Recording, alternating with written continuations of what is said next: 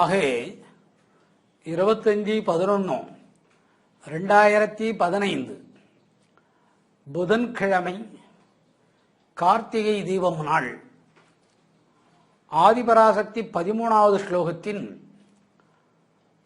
உரையாக்கம்.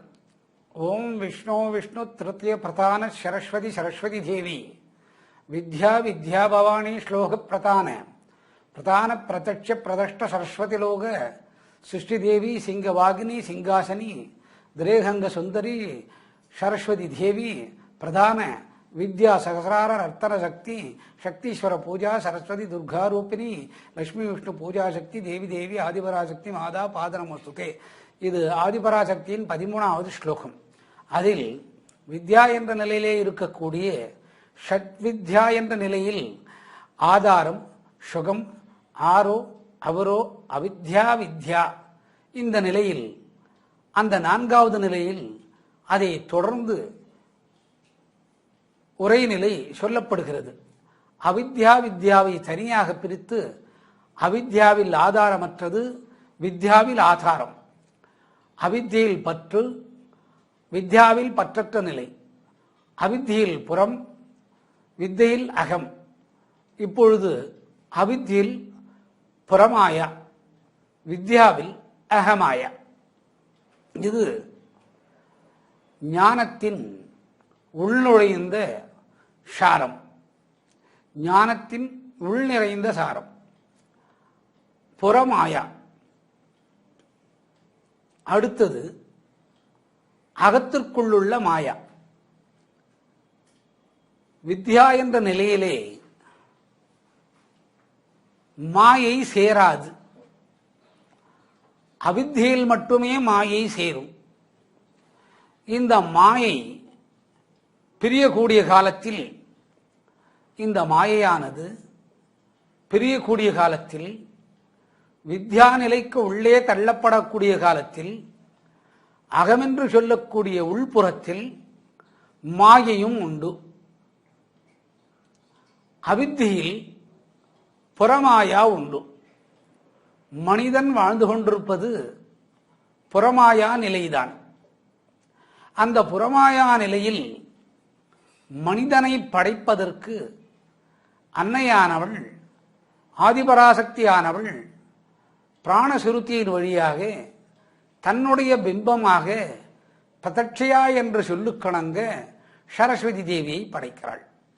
அந்த தேவியானவள் ஞானம் அஞ்ஞானம் என்ற இரண்டு கூறுகளாக பிரிக்கிறாள். அந்த இரண்டு கூறில் 1 முதல் 6 அறிவு வரை 6வது அறிவுக்கு இலக்கமாக மனிதனை படைக்கிறாள்.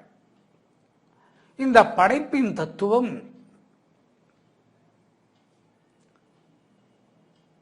புறமாயின் தத்துவத்திலே படைக்கிறாள். 1 அறிவு, 2 அறிவு, 3 அறிவு, 4 அறிவு, 5, 6 அறிவு என்பது. இவை அனைத்தும் புறமாயின் இலக்கணத்தோடு படைக்கிறாள். புறமாயின் இலக்கணம் கோ. அகமாயின் இலக்கணம் காமதேனு. கோ புறமாயின் இலக்கணம். காமதேனு முக்கியமாக காமதேனு அகமாயின் வித்யா தத்துவத்தை சார்ந்தது. அதில் தேவர்களோடு, தெய்வங்களோடு, ரிஷிகளோடு, ரிஷி பத்தினிகளோடு, பெண்ணான இனத்தை சார்ந்த காமதேனு என்று சொல்லக்கூடிய ஒரு கோ அகமாயாவின் தத்துவத்திலே இதே சரஸ்வதி தேவி வித்தைக்கு இலக்கணமாக அதை படைத்திருக்கிறாள். அது ஞானத்தின் மூழ்கிய நிலை. இது காமதேனு. பசு புறமாயா. இது மனிதர்களை சார்ந்த நிலை. பால், தயிர், மோர், வெண்ணெய் இவை அனைத்துமே புறமாயாவின் தன்மையில் சார்ந்தது. காமதேனு எவ்விடத்திற்கு எது வேண்டுமோ, பூலோகத்தில் பிரவேசமானால் காமதேனு எது வேண்டுமோ அதை நினைத்த மாத்திரத்திலே கொடுக்கக்கூடியது. தேவர்களோடு வாழக்கூடிய காலத்திலே தேவர்களுக்கு என்ன வேண்டுமோ அதை கொடுப்பது அகமாயா, வித்யா தத்துவம். ரிஷிகளோடு வாழக்கூடிய காலத்திலே ரிஷிகளுக்கும் ரிஷி பத்தினிகளுக்கும் என்ன தேவையோ நினைத்த மாத்திரத்தில் கொடுக்கக்கூடியது. அது வித்யா தத்துவத்திலே அகமாயா.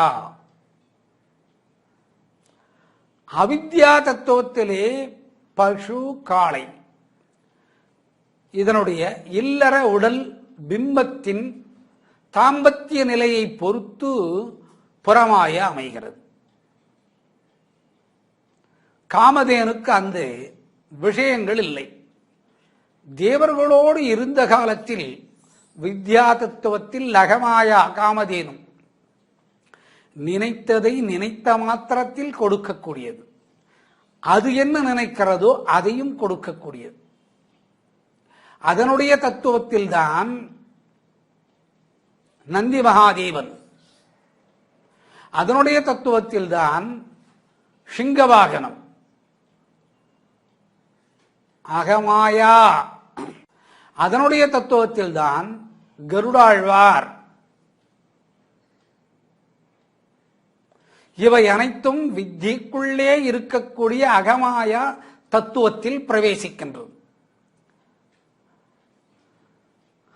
மாயை என்ற சொல்லுக்குள்ளே வித்யா தத்துவத்திற்கு இடமில்லை. இருப்பினும் அங்கே அகமாயா என்ற நிலை வருகிறது.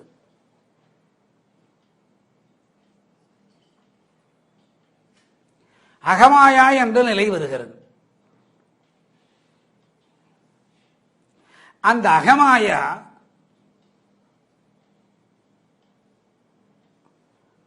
ராமனுடைய நைஷ்டிக பிரம்மச்சாரியின் தத்துவத்திலே ஜெயஹனுமான் வாழ்ந்தான்.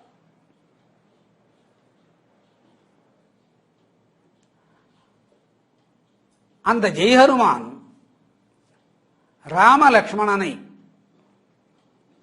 தோள்களிலே வைத்துக் கொண்டு வெற்றி வாகைக்கு பின் ஆகாய மார்க்கமாக பறந்து காட்டினான். அந்த வேகத்தில் மனிதர்கள் ஜெயஹனுமான் மீது அமர்ந்து பிரயாணம் செய்ய இயலாது. அதற்கு தகுதியான பிறப்பினத்தை கண்டவர்கள் ராம லக்ஷ்மணன்.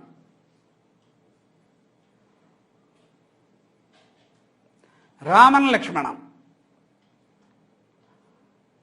அகத்தின் சிறப்பு வித்யா தத்துவத்திலே இதுதான். அகத்தின் சிறப்பு வித்யா தத்துவத்திலே இதுதான். வித்யா மாயா வந்து சேர்கிறது. இவர்களை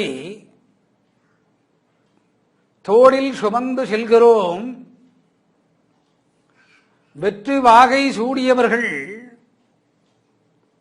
ராமபாணத்தால் ராவணனை கொன்றவர்கள். இருப்பினும் நம் தோள் மேலே அமர்ந்து பறக்கின்றனர். ஜெயஹனுமானுடைய நினைவு. இதில் காமமில்லாத நிலை. அதற்கு அகமாயா என்பது பெயர். அதற்கு அகமாயா என்பது பெயர். நம் தோள்களிலே அமர்ந்து ராமனும் லக்ஷ்மணனும் இத்தனை பெரிய வீரர்கள் சுழற்சியில் வந்து கொண்டிருக்கிறார்கள். அது அகமாயா தத்துவம். அகம் ராமனுக்கு சேவை செய்தது. தன்மேல் அமர்ந்து பறக்கிறார்கள் என்று சொல்லக்கூடிய நிலைக்கு அகமாயா நினைவு. இந்த அகமாயின் நினைவை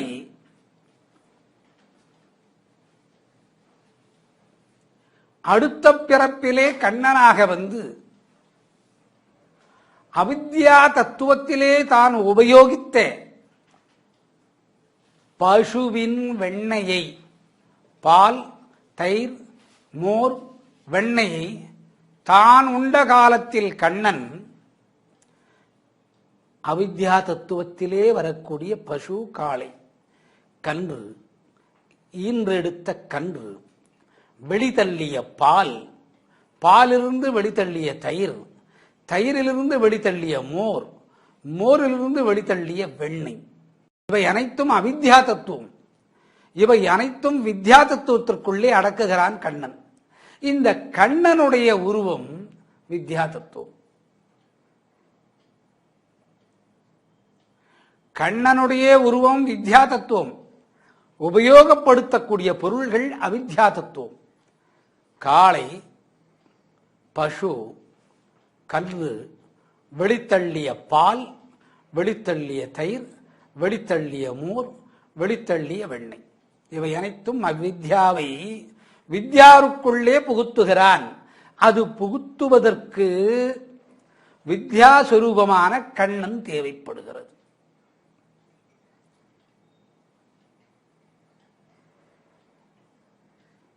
ஜெய்ஹனுமான்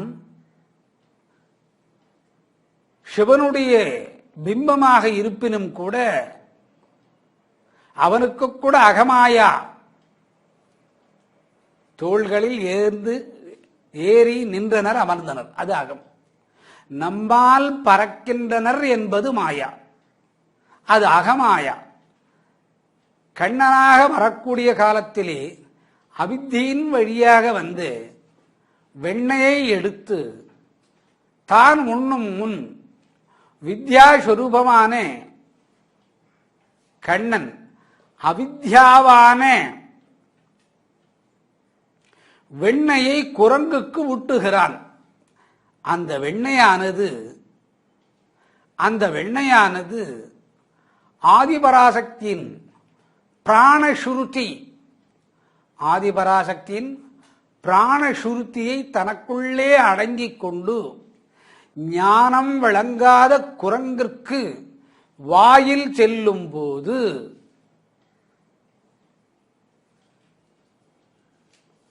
ஜெய்ஹனுமானாகத்தான் இருந்த காலத்திலே இருந்த நினைவை வித்யாஸ்வரூபமான கண்ணன் வெண்ணெயை ஊட்டக்கூடிய காலத்தில் அந்த வெண்ணைக்குள்ளே பிராணசுருத்தியாக அன்னை செல்வதால் குரங்கிற்கு ஞானம் வருகிறது. நாம் நினைத்த நினைப்புக்கு பிறந்த பிறப்பிற்கு ஜெய்ஹனுமானாக இறந்ததற்கு இப்பொழுது குரங்கினத்தில் வந்த வெண்ணெய் உண்டதனால் அகமாயை விலகுகிறது. ஜெய்ஹனுமானுக்கு அகமாயை விலகுகிறது. வெண்ணெய் உண்ட குரங்கிற்கு சாதாரண வெண்ணெய் என்றுதான் தெரியும். அதற்குள்ளே பிராணசுருத்தியாக அன்னை செல்வதால் வெண்டைக்காப்புக்கு இந்த குரங்கினம் ஜெய்ஹனுமான் வரை எடுத்துச் சென்று ஞானத்தை ஊட்டி அகம் திறக்காது. திறந்த அகத்துக்குள் ஜெய்ஹனுமானுக்கு ராமவதாரத்திலே வந்த மாயை இருக்கும். அந்த மாயை சாதாரண குரங்கினத்தை வைத்து அகமாயை விலக்குதல். இது வித்தைக்குள்ளே அமைகிறது. புறமாயைக்கு ஒரு உலகம் வேண்டும், ஒரு பூமி வேண்டும், அதில் ஓரினம் வளர வேண்டும். புல் பூண்டு காய்ந்த வைக்கோல் வரை அரிசியை விட்டு விலகிய தவிடு, அந்த அரிசி விளைவதற்கு ஒரு நிலம் வேண்டும், அந்த நிலத்தை உழ வேண்டும். அவித்தியின் தத்துவம் புறமாயா. உழும்போது பஞ்ச பிராணசுருத்தியை, பிராணசுருத்தி அங்கே வித்தையில் அகமாயாய், இதில் பஞ்ச பிராண சுருதி பூமி,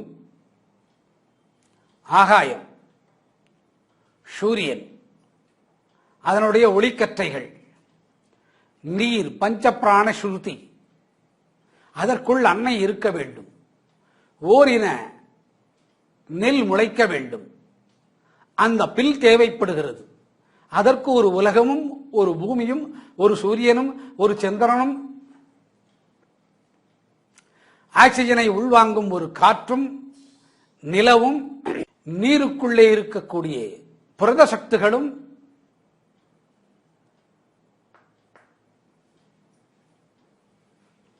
ரசாயன சக்திகளும் தேவை. அப்பொழுது புல் வளர்கிறது. அந்த பிள்ளைதான் பசு உண்டு பாலை கொடுக்கிறது. இவை அனைத்தும் புறமாயை. ஏன் புறமாயை? தன்னுடைய இனத்தை பெருக்கிக் கொள்கிறது. இந்த இனத்தை பெருக்கிக் கொள்வதற்கு தகுந்த மாதிரியான ஒரு உருவத்தை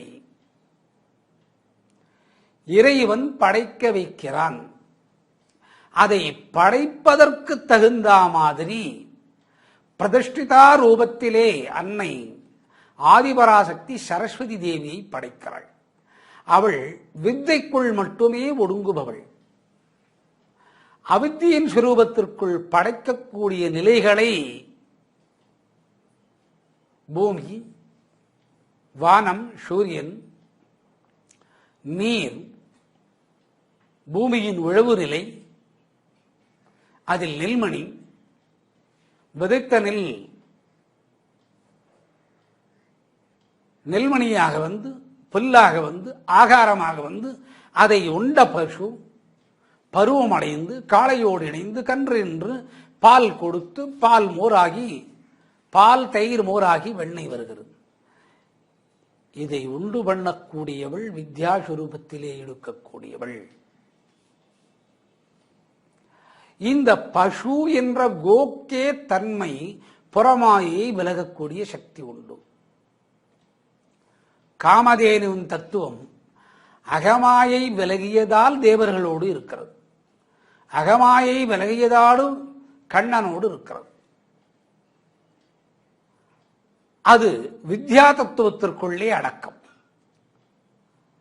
அவித்யா தத்துவத்தை சீராக்குவதற்காக 18 நாள் பாரதத்திற்கு முன், போருக்கு முன் கோபூஜை செய்கிறார். ஏன் கோபூஜை செய்ய வேண்டும்? அது ஆதிபராசக்தியின் ஆணை. கண்ணன் வித்யாஸ்வரூபம். செய்யக்கூடிய செயல்கள் அவித்தியிலே இருக்கக்கூடிய புறமாயை. அவித்தியின் புறமாயிலே மேலான நிலையில் இருப்பது கோ. ஆகவே அந்த கோபூஜையை செய்து மனிதர்களுக்காக கோபூஜையை செய்த கண்ணன், கண்ணன் சுரூபம் வித்யா. கோவின் சுரூபம் அவித்யா. கண்ணனின் நிலை அகமாயை விலகிய வித்யா சுரூபம். புறமாயை விலகுவதற்கு கோவை பூஜை செய்து 18 நாள் பாரதத்தை முடித்து கீதையை சொல்லிவிடுகிறான். வியாசர் வழியாக அகமாயை விலகுவதற்கு 7 நாள் லீலையும் சொல்லி பாலலீலை என்று பெயர் வைத்து விடுகிறான். புறமாயா சக்தி நமக்கு தேவையில்லை. ஆன்மீகத்திலிருந்து நிறைந்த உள்ளே செல்லக்கூடிய காலத்திலே அகமாயை பற்றி கொள்ளும். அடுத்தொரு பிறப்பெடுத்து குரங்கினம் கண்டு கண்ணன் பாலனாக இருந்தபோது தான் உண்ணும் முன் வெண்ணையை குரங்குக்கு விட்டு விட்டான்.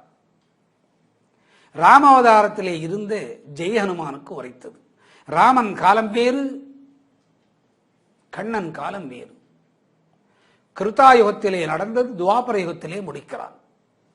அகமாயை வெல்வதற்கு யுகங்கள் கடந்து வருகிறது. இந்த யுகங்கள் கடந்து வரும் நிலையை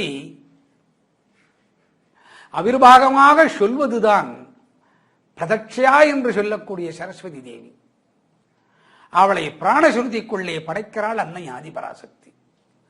பஞ்ச பிராணசுருதிக்குள்ளே வித்யாவின் நிலையை வெல்வதற்கு அவித்யாவை படைக்கிறாள். அவித்யாக்குள்ளேதான் புறமாயை, அவித்யாக்குள்ளே புறமாயை. இதுதான் உண்மை. புறமாயை வெல்ல வேண்டும். புறமாயை வென்றுவிட்டால் அகமாயை வரும்.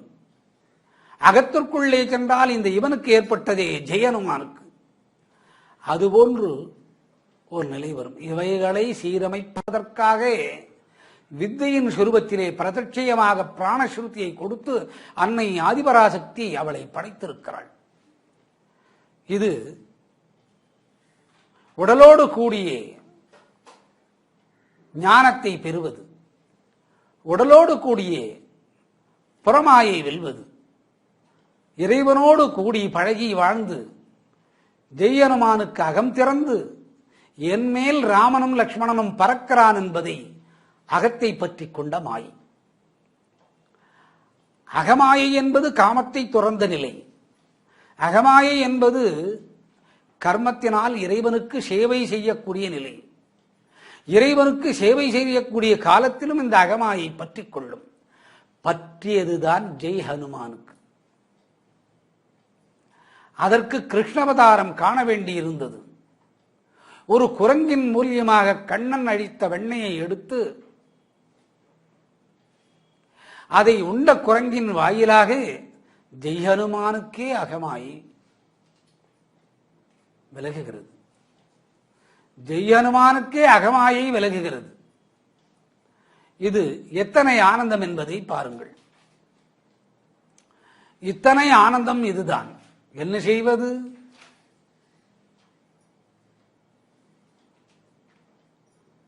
கிருதா திருத்தா துவாபார யுகத்திலே கண்ணன் காலத்தில் பாலலீலை செய்யக்கூடிய காலத்திலே அகத்தோடு வாழ்ந்த ஜெய்யனுமானுக்கு மாயை விலகி அகமாயை விலகுவது. வெண்ணெய் காப்பு. ராமனோடு வாழ்ந்தவனுக்கே இந்த நிலை. இதுகளை சீர் செய்வதுதான் சரஸ்வதி தேவி. இதுகளை சீர் செய்வதுதான் சரஸ்வதி தேவி. இதற்கு அகமாயா என்பது பொருள். இதில் காமதேனு பசு, பசு அவித்யா, காமதேனு வித்யா. அவித்யாவை நீக்குவதற்கே, அதில் உள்ள புறமாயை நீக்குவதற்கே பிறப்புகள் கண்ட தேவர்களுக்கும் மூவர்களுக்கும் மனிதர்களுக்கும் அவதார புருஷன் தேவைப்படுகிறது. அவதார புருஷன் அவித்யில் சிக்கி கொண்ட மானிடரை மீட்பதற்கு வித்யா தத்துவத்திலே உருவத்தை எடுக்க வேண்டும் ராமனும் கண்ணனும்.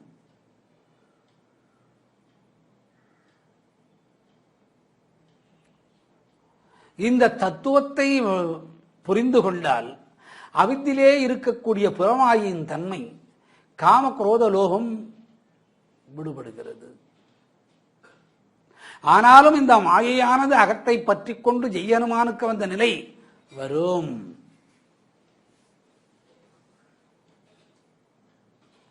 அதற்கு தகுந்த மாதிரி திரேகங்கள் அமைகிறது.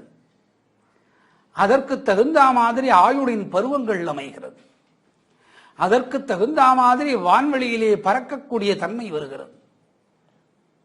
அதற்கு தகுந்த மாதிரி இறைவனின் தோளிலே சுமக்கக்கூடிய சக்தி வருகிறது. இறைவன் தன் தோளில் என்று இறைவனை தோளில் சுமப்பது அகம். இறைவன் கூட தன் தோளிலே அமர்ந்து வருகிறான், பறக்கிறோம் என்று நினைப்பது மாயா. அது அகமாய்.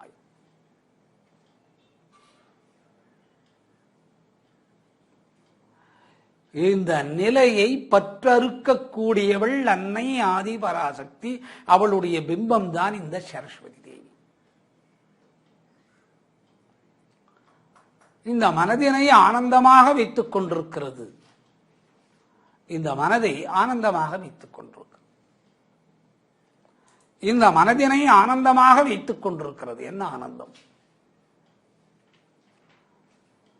பிரதான பிரதட்சிய தெய்வீக உருவம் ராமன். 10 அவதாரங்கள், சிவன், விஷ்ணு, பிரம்மம். இதில் சரியான ஒரு உருவம் உத்தேவியிலே சரஸ்வதி தேவி. நாம் நினைக்கிறோம் அவள் பொருள் கள்ளியை வைத்துவிட்டு பூஜை செய்தால் சரஸ்வதி பூஜை என்பது. அதிலிருந்து துவங்குகிறாள் ஞானத்தின் விரிவாக்கத்தை. ஒரு பெண்தான் இதற்கு இலக்கணமாக இருக்கிறாள். ஒரு பெண்தான் இதற்கு இலக்கணமாக இருக்கிறாள். ஒன்றுமில்லை, அவளுடைய கர்ப்பப்பை அகமாயா தத்துவம். கர்ப்பப்பைக்கு வெளிப்புறம், உள்ளே இருக்கக்கூடிய கர்ப்பப்பைக்கு வெளிப்புறம் பரமாயா.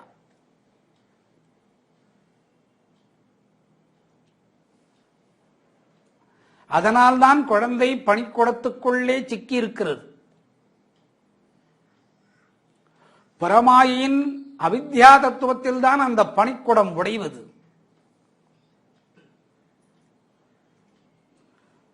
இந்த பனிக்குடத்திற்குள்ளே சிக்காத தெய்வம்தான் வித்யா. தசாவதாரத்தின் தத்துவம் அதுதான். தசாவதாரத்தின் தத்துவம் அதுதான். சிருஷ்டி தேவி, சிங்காசினி, சிங்கவாகன, திரேக அங்க சுந்தரி சரஸ்வதி தேவி, பிரதான வித்யா, சகசிரார நர்த்தன சக்தி, சக்தீஸ்வர பூஜா சரஸ்வதி, துர்காரூபிணி, லட்சுமி விஷ்ணு பூஜா சக்தி தேவி, தேவி தேவி ஆதிபராசக்தி மாதா பாத நமஸ்துதி. அவித்திக்குள்ளே புறமாயி ஒன்றுமில்லை, புறமாயி. ஒருவன் தியானத்தை பழகுகிறான். அவன் தியானத்தை பழகக்கூடிய காலத்தில் பூமி என்ற பஞ்சப்பிராண சுருதியின் மேல்தான் அமருகிறான். அந்த புறமாயிலிருந்து அவனை வெளி அனுப்புவது, அவன் தரை மேல் அமர்ந்து அந்த தரைக்கு மேலே பட்டு வஸ்திரத்தை பரப்பி அதன் மேல் அமர வேண்டும். அது அகமாயா வரை அழைத்துச் செல்லும். அடுத்து தரை,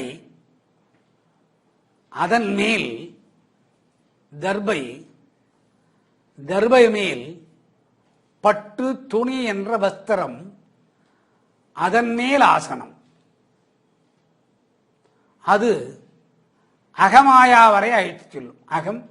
அகத்திரை பிடித்துக் கொள்ளும் மாயையை விடுத்துவிடும். புறமாயா தியானங்கள் பழகுகிறோம். தியானங்கள் பழகுகிறோம். தியானத்தின் பழக்கம் பத்மாசனமிட்டு மந்திரத்தை மனதிற்குள்ளே வைத்து வலதிலே இருக்கக்கூடிய ஆள்காட்டி விரல், கட்டை விரலில் பஞ்சமுக ருத்ராட்சரம், ஆறுமுக ருத்ராட்சத்தை வைத்து, ஆறுமுக ருத்ராட்சரம் ஒரு நாமத்தினை சொல்லி ஒவ்வொரு மணிகளாக உருட்டுகிறோம். இது சில காலம் காயத்ரி தத்துவம் வரை தேவை. பின் இது தேவையில்லை. இதன் இயக்கம் அடுத்து பிரணயாமத்தின் மகா தத்துவம். இடது மூக்கு துவாரத்து வழியாக மூச்சை வாங்கி வலது துவாரத்தின் வழியே விட்டு இடது துவாரத்தை அடைத்து மீண்டும் வலது துவாரத்திற்குள்ளே மூச்சை இழுத்து வலது துவாரத்தை அடைத்து இடது துவாரத்தை திறந்து வெளிவிட்டு பிரணயாம சக்திகளை செய்வது. இந்த பிரணயாம சக்திகள் யோகசூத்திரம், காயத்ரி என்று சொல்லி பீஜத்தை வைத்து உயிர், ருத்ராட்சர மணிகளை உருட்டி மந்திரத்தை சொல்வது மாந்திரிகமல்ல, இது புறமாயை. இந்த புறமாயை குதத்திற்கு கீழே இருக்கக்கூடிய முடிச்சுகளை அவிழ்த்துவிட்டு மேல் செல்கின்றது. மேல் சென்றவுடன் குதத்தை தாண்டி, பிறப்பு உருவுகளை தாண்டி, நாபியை தாண்டி, இதயத்திற்கு கீழ்ப்பகுதியை தாண்டி, இதயத்தில் நின்று தொண்டை குழியை தாண்டி இரு புருவ மத்திற்குள்ளே நின்று இதனுடைய இயக்கத்தை செய்கிறது. பிரணயாமத்தின் மகாசக்தி. இந்த பிரணயாமத்தின் மகாசக்தி எந்த தெய்வத்தின் பீஜத்தை வைக்கிறோமோ அது ஓமுக்குள்ளே அடங்கி பின் ஸ்ரீ என்ற ஏகாந்த எழுத்துக்குள்ளே பிரதட்சையா என்று சொல்லக்கூடிய சரஸ்வதியின் அருள் கிடைத்து ஒரு உருவத்தின் நிலையை காண்கிறோம். இவை அனைத்தும் புறமாயா. இந்த புறமாயா சக்திக்குள்ளே சில வேளைகளில் தெய்வங்கள் அடங்குவதுண்டு. அது தற்காலிகம்தான், அது வித்யாவின் தத்துவம். நாம் புறமாயின் உருவத்தை கொண்டிருக்கிறோம். தெய்வங்கள் தன்னுடைய உருவத்தை நாம் காண்பது போல் புறமாயின் வடிவத்திலே இருக்கின்றது. ஆனால் புறமாயைக்குள் தற்காலிகமாக அடங்குகிறது. தெய்வங்கள் உருவத்தின் பிம்பங்கள் அனைத்துமே வித்யாவின் அகத்தத்துவம். வித்யாவின் அகத்தத்துவம் இதை மறந்துவிடலாகாது. ராமர் பட்டாபிஷேகம் வரை இதுதான். பிறந்தான், வளர்ந்தான், கானகம் சென்றான், பின்னாலே காடுகளை கடந்து வந்து வெற்றி வாகை சூடி ராமர் பட்டாபிஷேகத்தை அடைத்து முடித்தான். இந்த உருவத்தை, அகத்தின் தத்துவத்தை அவித்யா தத்துவத்திலே இருக்கக்கூடிய ஒரு மனிதன் பூஜை செய்கிறான். அதற்கு புறமாயை என்பது பெயர். ஒரு உருவத்தை காண்கிறான் தியானத்திலே.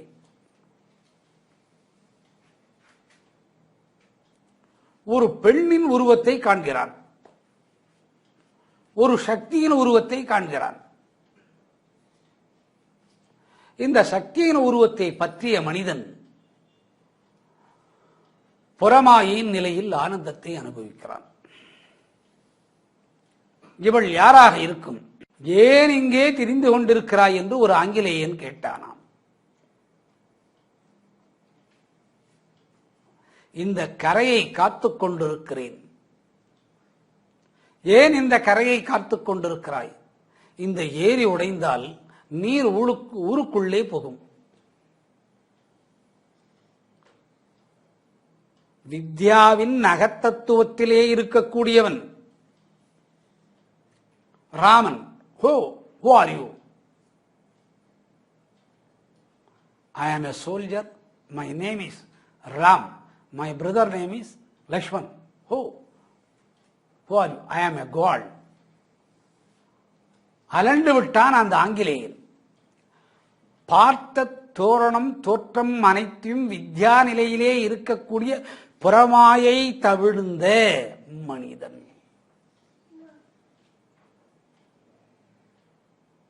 நீ எங்கிருக்கிறாய்? எதிரிலே இருக்கக்கூடிய கோயிலிலே இருக்கிறேன். உன் பெயர் என்ன? நான் தான் இறைவன். அந்த காட்சி மனதிலே நின்றது.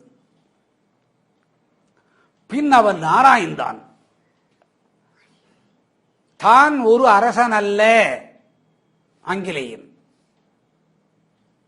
தான் ஒரு மனிதனும் அல்ல, ஒரு சாதாரண துரும்பு என்றான். மீண்டும் நேரடியாக பட்டாபிஷேகத்தோடு காட்சி கொடுத்தான். அதன் வித்யா தோற்றத்திலே இருக்கக்கூடிய அகம். அந்த இறைவன் அவித்யா தோற்றத்திலே ராமனாக காட்சி கொடுத்தான். பஞ்சபூதங்களை சுழற்றவிட்டு ஆட்சி செய்பவன் அச்சுதன் ஒரு வெள்ளைக்காரனுக்கு கொடுத்தது புறமாயா. அதுபோன்றுதான் பீஜத்தின் சக்தியிலே புறமாயையின் தோற்றத்திற்குள்ளே இறைவனை காண்பது. அவித்தியில் புறமாயை தோற்றத்தில் இறைவனை காண்பது. ஆணாக இருக்கலாம் அல்லது பெண்ணாக இருக்கலாம். அந்த இறைவன் ஆனந்தம். அந்த இறைவனை பற்றி கொள்கிறது. அந்த இறைவனை மனம் பற்றி கொள்கிறது. பற்றி கொண்ட பின் பொருள் விளங்கவில்லை என்பேன். ராமன் ஒரு பானம் விட சீதா பிராட்டியிடத்திலே சென்று அந்த பானம் சிங்காசனமாக மாறி அவளை அதில் அமர வைத்து தான் இருக்கும் இடத்திற்கே அழைத்து வந்துவிடும். இது அகத்தின் வித்யா தத்துவம். அவனோடு கூடி உறவாடிய ஜெய் ஹனுமானை வைத்து அகத்தின் ஆழத்தை கண்டவன், அகத்தின் ஆழத்தை கண்டவன், அவனுக்கு அகமாயை உண்டு.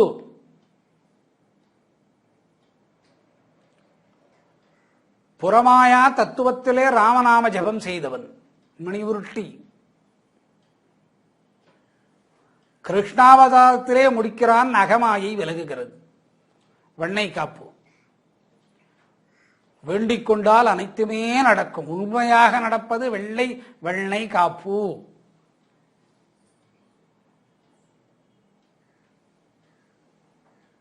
மதுரைக்கு சென்று காளி மேல் வெண்ணெய் உருண்டையை எடுத்து வீசினால் அவளை பற்றி கொள்ளும்.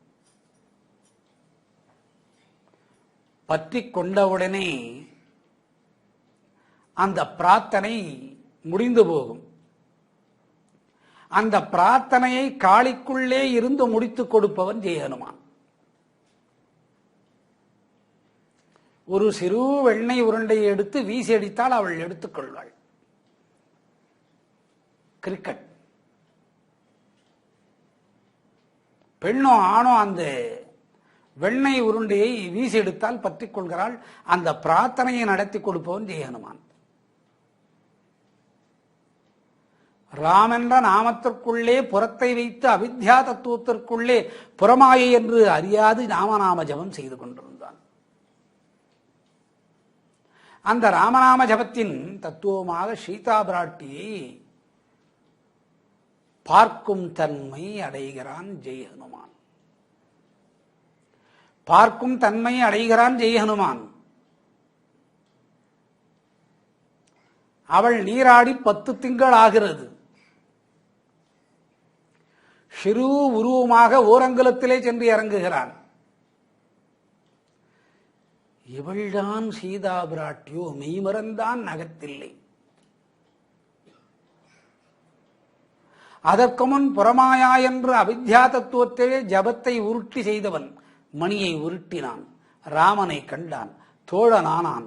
தோழனாகி சீதா பிராட்டியை தேடும் பருவம் வரை புறமாயி அதிலும் வென்று விட்டான். வித்யா தத்துவத்திலே அகத்தின் நிலையில் சீதா பிராட்டியை கண்டு அலண்டு போனான். இத்தனை அழகா ஒரு பெண், இத்தனை அழகா ஒரு பெண். அகம் திறந்து சீதா பிராட்டியின் உருவம் தெய்வமல்லாத நிலையில் மாயையாக உள் சென்றது ஜெய் ஹனுமானுக்கு. அகமாயா தேவர்களையும் பற்றி கொள்ளும். இந்த இடத்தை சீர் செய்யக்கூடியவள் சரஸ்வதி தேவி. அதை சீராக துடைத்து எடுப்பவள் அந்த அகமாயை ஆதிபராசக்தி. அதை சீராக உணர்ந்து கொண்டவர்கள் லட்சுமியும் விஷ்ணு. ஆகவே ஓம் விஷ்ணு விஷ்ணு திருத்திய பிரதான சரஸ்வதி சரஸ்வதி தேவி வித்யா வித்யா பவானே ஸ்லோக பிரதான பிரதான பிரதட்ச பிரதஷ்ட சரஸ்வதி லோகே சிருஷ்டி தேவி சிங்கா வாகினி சிங்காசன திரேக அங்க சுந்தரி சரஸ்வதி தேவி பிரதான வித்யா சகசிரார நர்த்தன சக்தி சக்தீஸ்வரி பூஜா சரஸ்வதி துர்காரூபிணி லட்சுமி விஷ்ணு பூஜா சக்தி தேவி தேவி தேவி ஆதிபராசக்தி மாதா பாத நமஸ்துதி. ஒரு நைஷ்டிக பிரம்மச்சாரி அஞ்சனா தேவியை தவிர்த்து யாரையும் காண நினைக்காதவன் மகாலட்சுமிதான் சீதா பிராட்டி என்று அறியாது அகத்திற்குள்ளே ஹா என்று நின்றான். இத்தனை அழகா இந்த பெண். கண்டது பின்னம் தோற்றத்தை, அங்கு கண்டது அவளுடைய கூந்தலை. கூந்தலுக்கே மயங்கி விட்டான் நகத்தை கண்டவன். அவனை பற்றியதுதான் அகமாயை. ஆஹா, சீதா பிராட்டி என்று சொல்லக்கூடிய பெண் இத்தனை அழகா, அந்த பெண் இத்தனை அழகா, அது அகமாயை. அதில் காம நுகர்வதில்லை. உடலின் இன்பத்தை காண வேண்டியதும் இல்லை. உடலின் இன்பத்தை காண வேண்டியது இல்லாதவனுக்கே ஒரு பற்று. ஓ, இந்த பெண் இத்தனை அழகா, என்ன ஆன்மீகம், என்ன தத்துவம். ஒரு ஜடமுடியை கண்டு ஆனந்தித்து நின்று விட்டான். அங்கே நின்று விட்டான். அகத்திற்கே இறைவனை கண்டவன் ஒரு சீதா பிராட்டியின் கூந்தலை கண்டு மெய்மறந்து நின்றான். அதுதான் அகமாயா. ஆன்மீக தத்துவத்தை உணரக்கூடிய காலத்திலே மனிதன் புறமாயை கடக்கும் போது இந்த நிலை வரும். அதற்காகத்தான் உருவத்தின் வழிபாடும், அகத்திற்கு சென்று உருவத்தின் வழிபாடும், மாயை அகத்தையும் அகமாயை பற்றி கொண்ட பின் உருவத்தை நிர்குண வடிவத்திலே காண்பது. அகத்தின் மாயாசக்தியை கண்டவன் ஓஹோ, சீதா பிராட்டி இத்தனை அழகா. தன்னை மறந்து வித்யா தத்துவத்தின் அகமாயை கடந்து திரும்ப புறமாயான அவித்தைக்குள்ளே நின்று மூச்சு திணறிவிட்டான். நமக்கே இந்த நிலை. புறமாயின் அவித்யா தத்துவத்திலே இறங்கி வந்தவன் புறமாயிலே அவித்யாவில் நின்றவன் ராமனை ஆராயத் தொடங்கினான். அவனும் அத்தனை பேரழகு. இருவரும் சந்நியாச கூற்றுக்குள்ளே இருந்தபோது இத்தனை அழகு. அதுதான் பற்றிய அகமாயா. இந்த அகமாயாவிற்கு இத்தனை தத்துவங்கள் உண்டோ?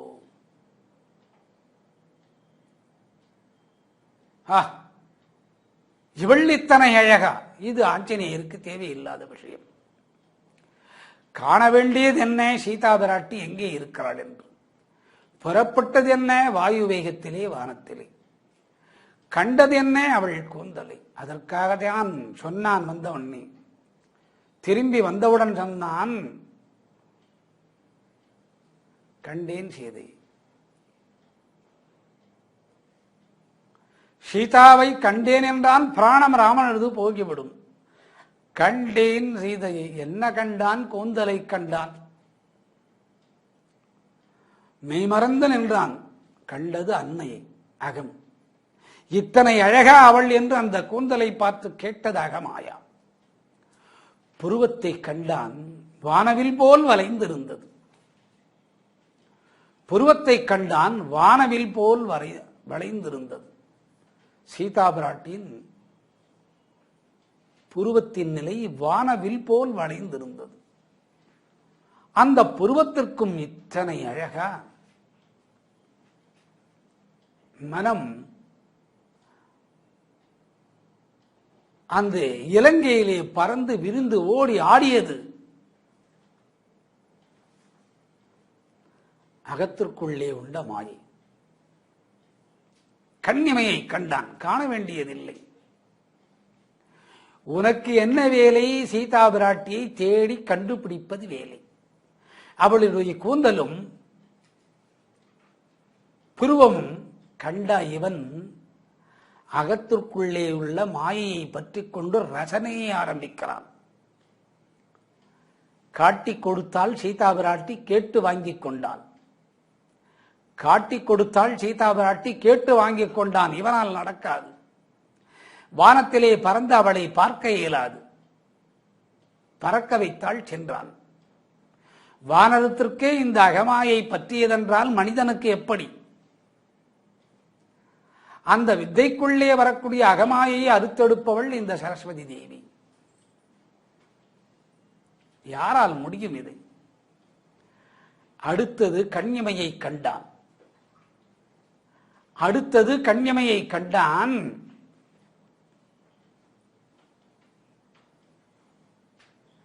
கண்டவன் மயங்கி விட்டான். இதுதான் அகமாயா, இதுதான் அகமாயா. கண் ஒவ்வொரு இமையின் ரோமத்திற்கு இத்தனை அழகா?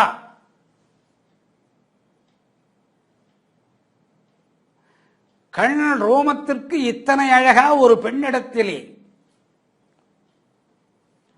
இந்த அகத்தை பற்றிய மாயை எப்பொழுது விலகியது? பட்டாபிஷேகம் நடந்தபோது கீழ் மூட்டுகளை வைத்து மடித்து அமர்ந்தானே, மூக்கின் மேலே கை வைத்து அம்மா என்று நினைத்தான். அப்பொழுது அகமாயை விலகியது. இதற்கு யார் உதவி செய்ய வேண்டும்? சரஸ்வதி தேவி. அவளுடைய உருவம் என்ன? பிரதட்சியா. அவள் எங்கிருந்து வந்தாள்? பிராணசுருதி. யாருடைய பிராணசுருதி? ஆதிபராசக்தியுடைய பிராணசுருதி. அதற்குத்தான் வித்யா என்பது பெயர். அதற்கு என்னவென்று பெயர்? வித்யா. தெய்வீக வழியில் வாயுவின் நிலையில் வந்த ஜெய் ஹனுமானுக்கு அஞ்சனாதேவியின் புத்தரனுக்கே பாடம் நடத்த அகமாயை பற்றி கொள்கிறது மனிதன் எம்மாத்திரம். ஆனால் மனிதன் 6வது அறிவை கொண்டு வென்று விடுகிறான்.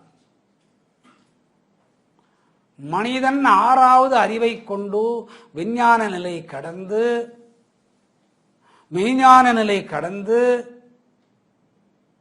ஞான நிலையில் இந்த அகமாயை வென்று விடுகிறான்.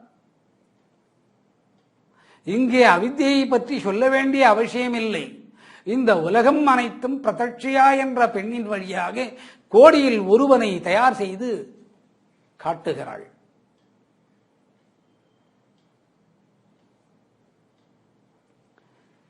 ராமகிருஷ்ணன் வாழ்ந்த வாழ்க்கை பூமியிலே ஜெய் ஹனுமானை விட நன்றாக வாழ்ந்திருக்கிறான்.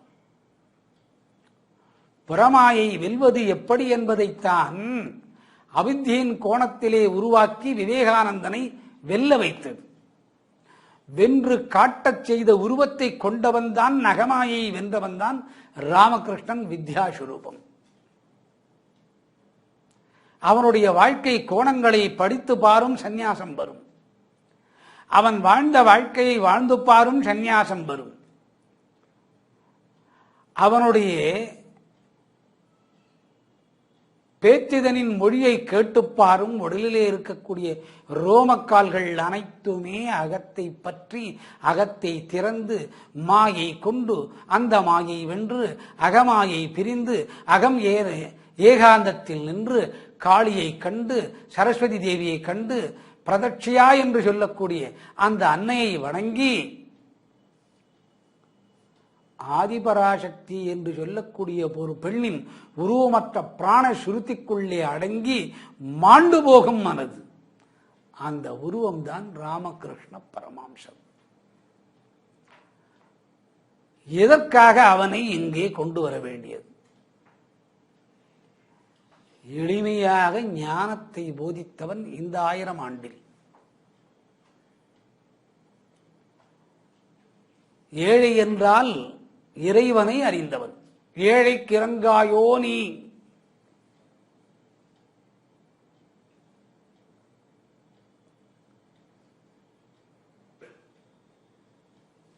மல்லாண்டு தெந்தோள் மணிவண்ணா என்று பாடினான்.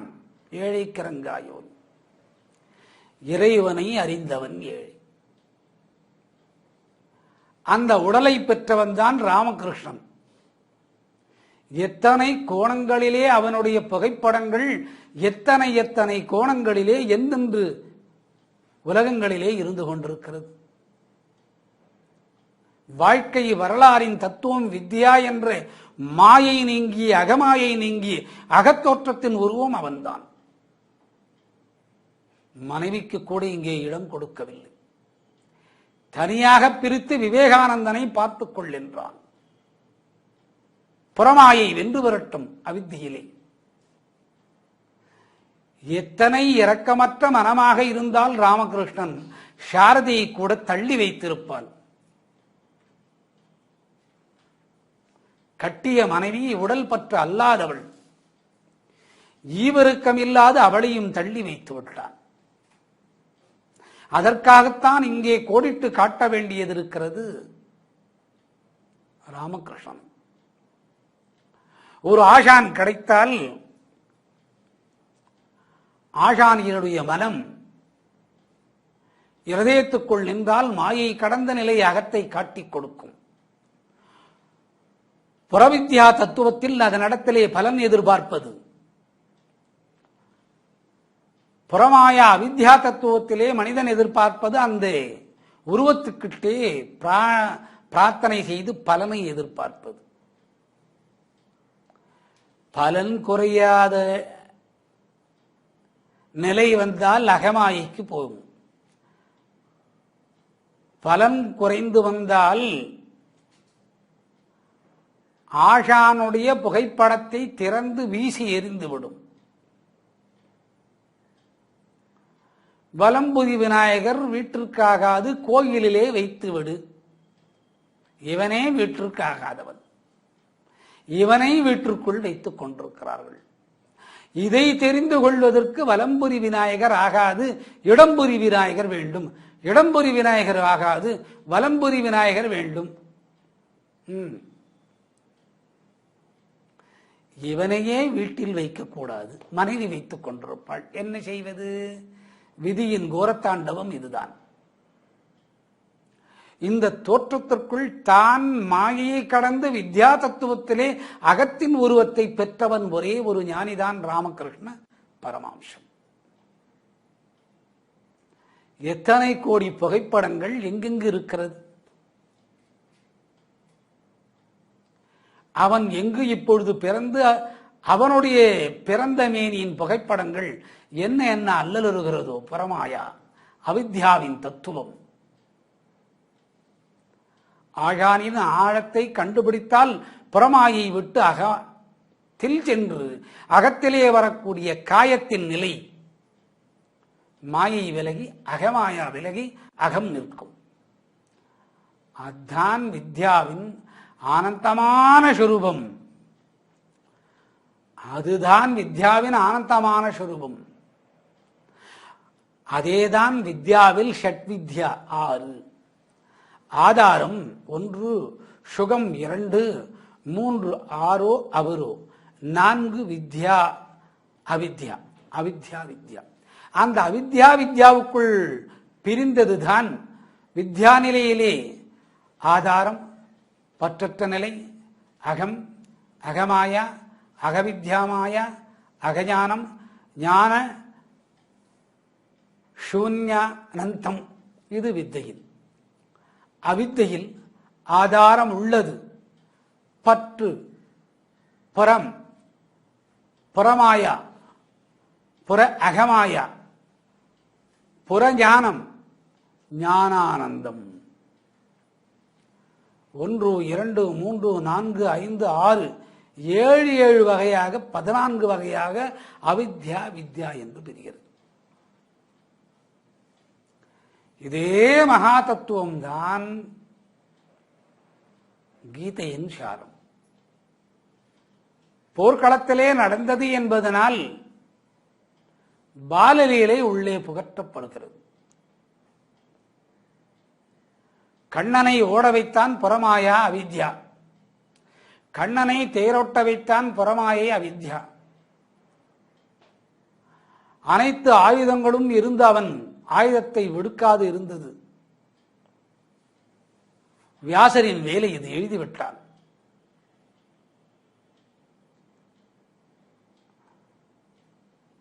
அவன் தெய்வம் என்று நினைக்காதிருந்தது புறமாயா. தெய்வத்தை உள்ளே புகுத்தி அகமாயை கண்டுகொள்ளாதவன் வியாசன். அதற்காக பாலலீலை. ராமாயணம் சொல்லிவிட்டோம் என்று நினைத்தான். பாலலீலை வழியாகத்தான் தெரிந்தான் அகமாயை விடுத்து தள்ள வேண்டும் என்று. 7 நாள் லீலைக்கு எத்தனை லட்சம் கிரந்தங்கள் 2 வரியாக சமஸ்கிருதத்திலே எழுதினான். எழுதி முடித்து களைத்தது அகமாயை. களைப்பு நீங்கி கண்ணனை லீலைக்குள்ளே தரிசித்தது அகம், வித்யா தத்துவம். ராமாயணம் மகாபாரதம் எழுதியவருக்கே இந்த நிலை. ராமாயணம் மகாபாரதம் எழுதியவருக்கே இந்த நிலை. இதுதான் யோகசூத்திரத்தின் துவக்கமான நிலை. இதுதான் யோகசூத்திரத்தின் துவக்கமான நிலை. எத்தனை ஆனந்தங்கள் கண்டிருக்கிறோம், எத்தனை ஆனந்தத்தின் நிலை கண்டிருக்கிறோம். மனித திரேகத்திற்குள்ளே 2 சக்திகளும் உண்டு, புறமாயா அகமாயா, அவித்யா வித்யா. இதை காப்பாற்றி கொடுப்பது அன்னை ஆதிபராசக்தி.